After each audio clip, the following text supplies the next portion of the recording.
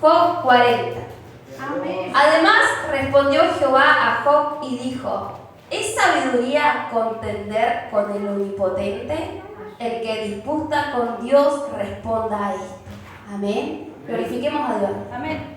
Gloria a Dios, gloria a Dios, gloria a Dios para siempre. Amén. Pueden tomar sus asientos. Amén.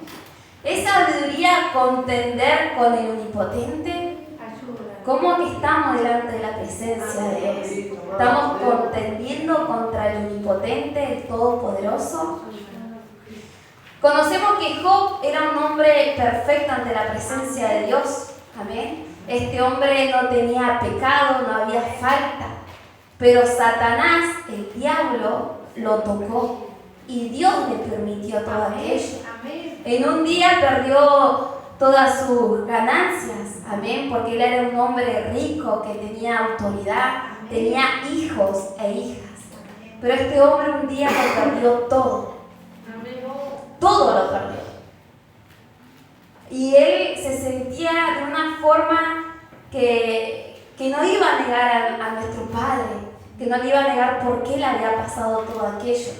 Si nosotros leemos Job 28, dice: Jehová convence a Job de su ignorancia, y le dice: entonces respondió Jehová a Job desde un torbellino y dijo: ¿quién es ese que oscurece el consejo con palabras sin sabiduría? Ahora ciñe como varón tus lomos, yo te preguntaré y tú me contestarás. ¿Dónde estabas tú cuando yo fundaba la tierra? Házmelo saber si tienes inteligencia. Amén. Si leemos todo Job 28, 29, le empieza Dios a explicar a Job toda la creación. Amén. Le empieza a decir, por ejemplo, sobre las cabras o las siervas, cuándo es que ellas paren. Dios le hacía entender a Job si realmente él lo podía llegar a entender todos aquellos misterios. O cómo crecen los huesos, un ejemplo de los niños en el embarazo. ¿Quién de nosotros sabemos todo aquello? Son misterios que solamente Dios lo permite.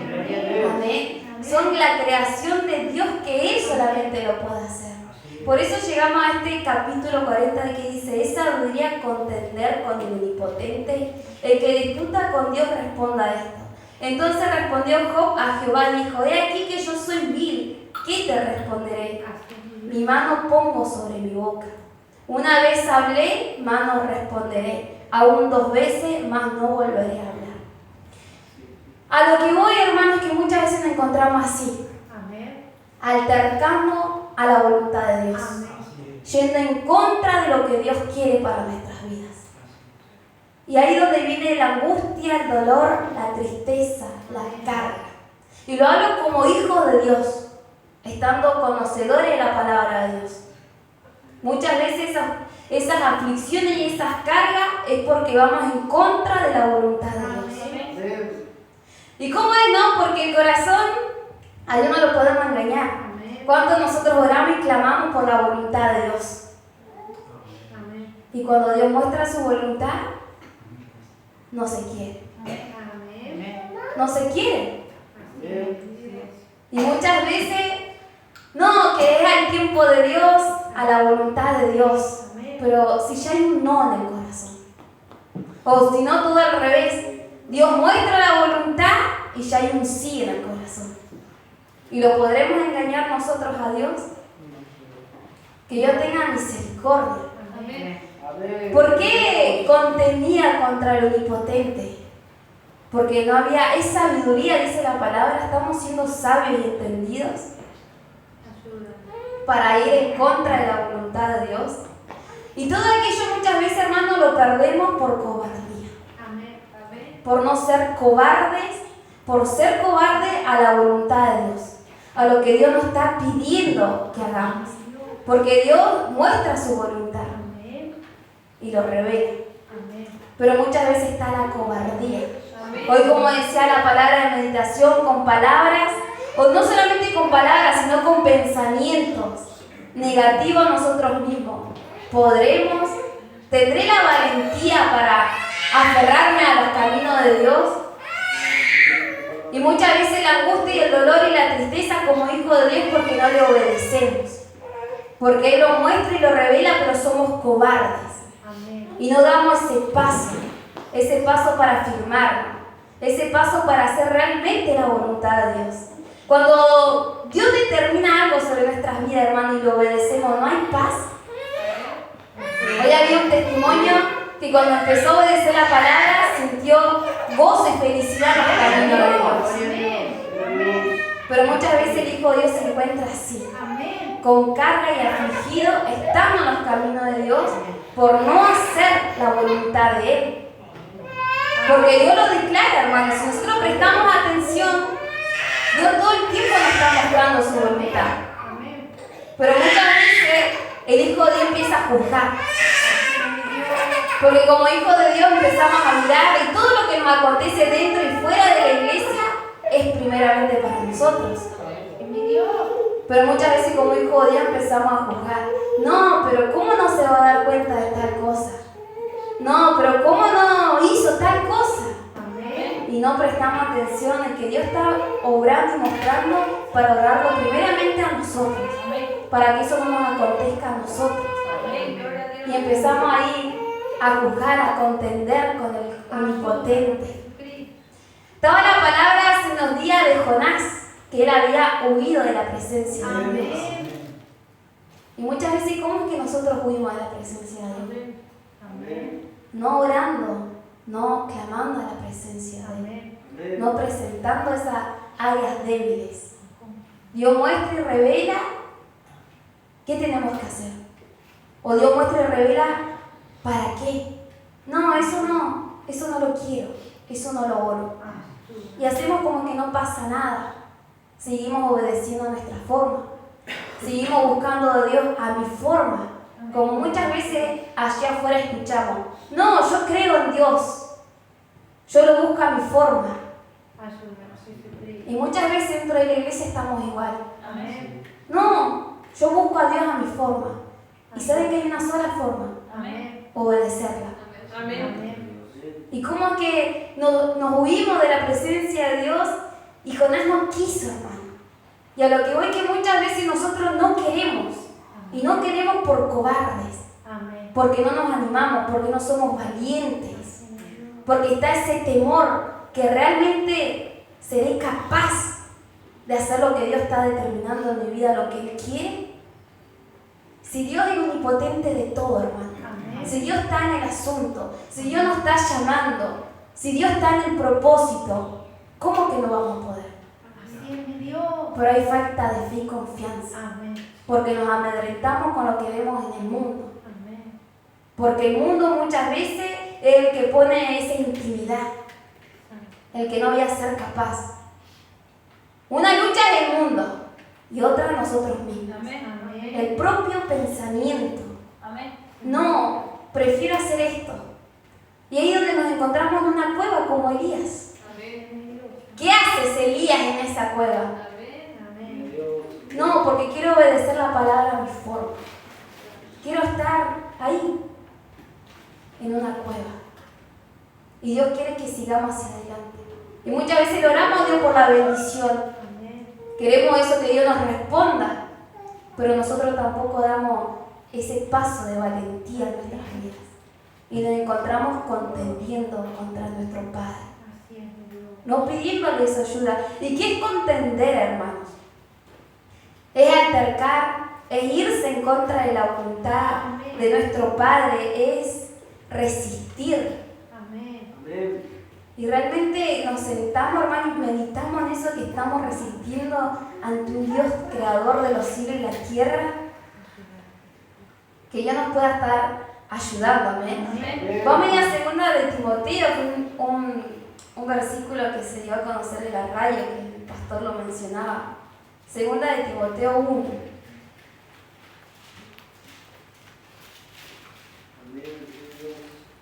Segunda de Timoteo 1.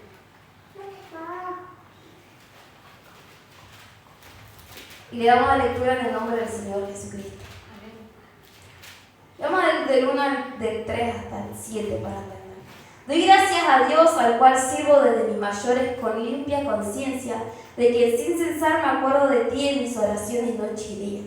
deseándote verte al acordarme de tus lágrimas para llenarme de gozo, trayendo a la memoria la fe no fingida que hay en ti, la cual habitó primero en tu abuela Loida y en tu madre Eunice, y estoy seguro que en ti también. Gloria a Dios, porque como muchas veces oramos para que se corte la transmisión de espíritu genética y generacionalmente, acá vemos que la fe también se transmite de generación en generación.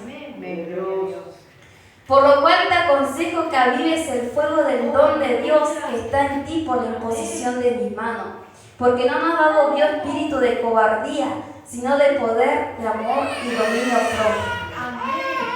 El poder, amor y dominio propio, hermano. Pero muchas veces, dijo Dios, se encuentra todo al revés. Con cobardía, que la carne enseñorándose del corazón y sin amor.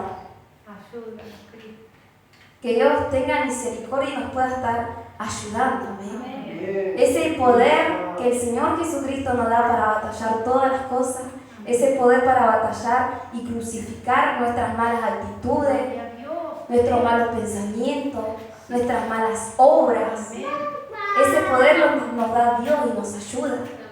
Ese dominio propio para hacer la voluntad de nuestro Padre, pero querer hacerla y animarnos a hacerla, no escapando. El amor, ese amor que muchas veces no está en el Hijo de Dios, hermano.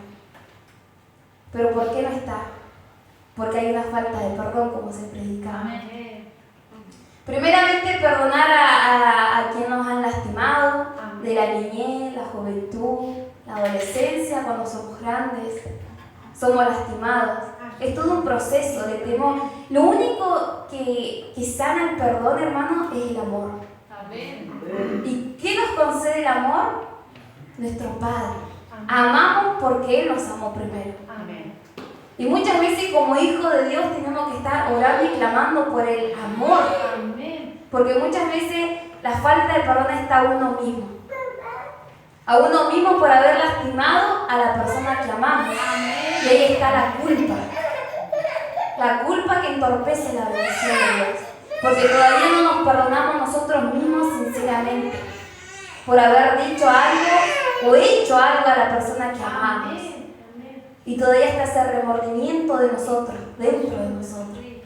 Todavía está eso amargo, esas raíces de amargura.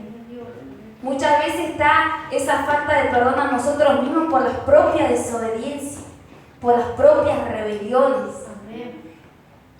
Y todo eso genera una culpa.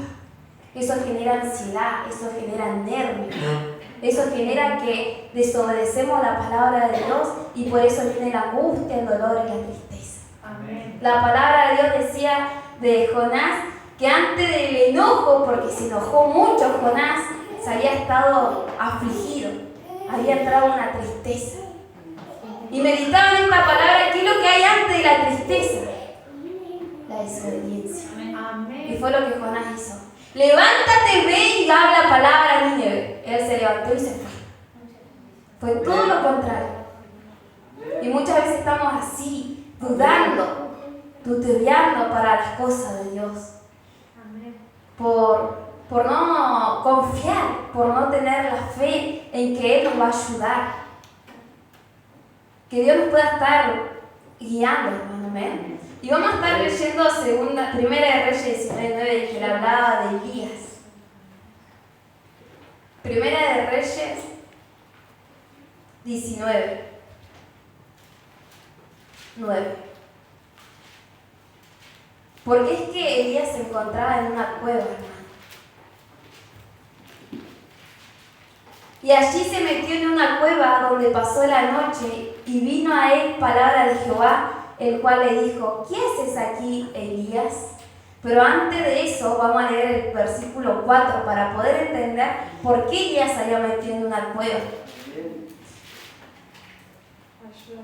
Del versículo 3, viendo pues el peligro, se levantó y se fue para salvar su vida y vino a Beerseba, que está en Judá, y dejó allí a su criado. Y él se fue por el desierto un día de camino y vino y se sentó debajo de un enebro, deseándose morirse. Dijo: basta ya, oh Jehová, quítame la vida, pues no soy yo mejor que mis padres. Echándose debajo del enebro se quedó dormido, y aquí luego un ángel le tocó y le dijo: levántate, come. Amén. Así se encontraba la vida de Elías. Él había batallado y había estado en batalla, y Dios le había dado la victoria, pero todavía seguía siendo perseguido. Y eso lo afligió de tal manera a Elías que dijo: ya basta, Jehová, ¿hasta cuándo? ¿Hasta cuándo voy a ser perseguido? ¿Hasta cuándo esta lucha? Y Elías había deseado ya que Jehová le quitara la vida. Y a veces nos sentimos así. Son tantas las dificultades, los problemas, que deseamos cualquier otra cosa. Pero ahí en el asunto está Dios, obrando, tratando con nuestras vidas, sacando cosas que todavía tienen que desagarrar del corazón. Amén. Y muchas veces no lo entendemos y viene la queja y viene la negatividad. Amén. Y le preguntamos a Dios si Dios es justo, si Dios es bueno. Pero porque no vemos la grandeza que Dios quiere hacer en nuestras vidas. Por la angustia, el dolor y la confusión. Dice: echándose debajo del enebro se quedó dormido, y aquí luego un ángel le tocó y le dijo: levántate y come. ¿Cuántas veces nos hemos quedado dormidos derramando lágrimas en la cama? Derramando lágrimas porque ni siquiera están las fuerzas para poder doblar las rodillas. Y Dios viéndolo. Entonces miró, y aquí a su cabecera una torta cocida sobre las ascuas y una vasija de agua. Comió y bebió y volvió a dormirse. Volviendo el ángel de Jehová la segunda vez, le tocó diciendo: levántate y come, porque largo camino te resta. No es fácil, hermano. Se levantó pues, comió y bebió y fortaleció con aquella comida. Caminó 40 días y 40 noches hasta Horeb, el monte de Dios. Y allí se metió en una cueva, donde pasó la noche, y vino a él palabra de Jehová, el cual le dijo: ¿qué haces aquí, Elías?